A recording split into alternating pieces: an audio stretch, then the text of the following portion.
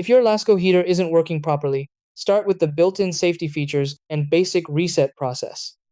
Most Lasko heaters include tip-over protection and overheat shutoff systems designed to prevent accidents. If the unit stops working, unplug it from the wall outlet and leave it disconnected for 10 to 15 minutes. This allows internal safety sensors to reset and often restores normal operation. Before plugging it back in, make sure you're using a direct wall outlet.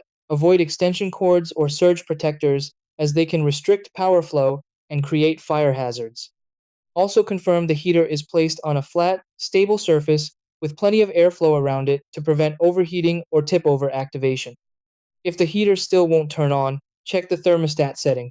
It must be set higher than the current room temperature for the heating element to activate. If it's blowing cool air, the thermostat may simply be set too low.